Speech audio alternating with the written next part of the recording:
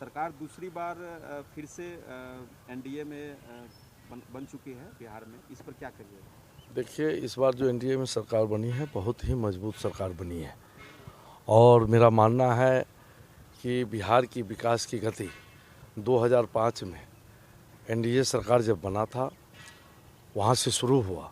बीच बीच में हमारे माननीय मुख्यमंत्री नीतीश कुमार जी को कुछ लोग गुमराह कर देते थे, जिसकी वजह से एक आध बार उन्होंने टेस्ट के लिए उधर गया, लेकिन उस टेस्ट में इनको लगा कि उधर जाने का मतलब है कि जंगल राज स्थापित हो जाता है। और जब दो बार टेस्ट उन्होंने देख लिया कि वहाँ ठीक नहीं है, तो परमानेंट जो है हम लोग के साथ जो इन्होंने तय किया था 2005 में, उसके हिसाब से आगे भी चलेंगे। और इनका भी मकसद है बिहार का विकास, देश का समृद्धि।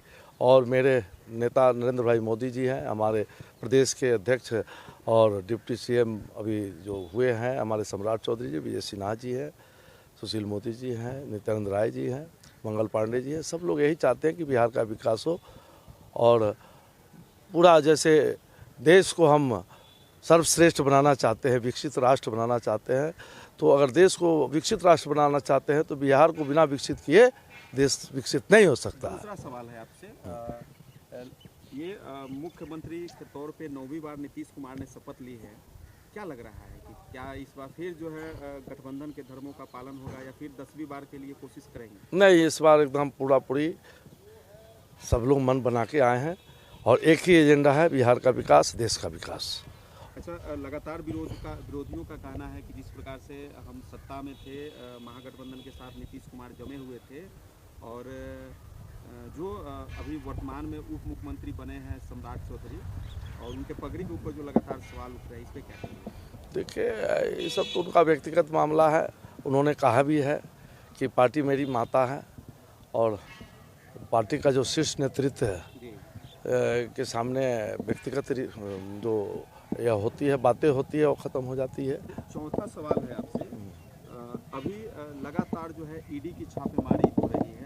कल लालू प्रसाद जी से ईडी ने पूछताछ की थी, आज तेजस्वी प्रसाद यादव को वहाँ पे ईडी कार्यालय में पूछताछ के लिए बुलाया गया। लगातार बिहार में जो है उथल पुथल मचा हुआ है और आरोप लगातार केंद्र सरकार से लेकर के अब तो बिहार में एनडीए गठबंधन के ऊपर विरोधियों का आवाज़ उठ रहा है कि इसमें कहीं न कहीं जो है हमें फंसाने की साजिश की जा रही है। इस पे आप क्या? देखिए, ये तो माननीय मुख्यमंत्री जी के सूझबूझ से एक और ईडी का केस होने से बच गया, नहीं तो जिस तरह से अभी शिक्षा विभाग में शिक्षकों की नियुक्ति की गई उसमें भी यह लेन देन करते हैं। इनका लेन देन नहीं चला है, इसलिए माननीय मुख्यमंत्री जी से इनका पट नहीं रहा था अभी। और जब गड़बड़ करेंगे तो आप भी गड़बड़ करेंगे तो आप पर भी ईडी शिकंजा कसेगी। आज मैंने एक पेपर पढ़ रहा था, आज पेपर मैंने देखा, एक भाजपा के नेता हैं पंजाब के, उन पर भी ईडी वाले ने छापा मारा है।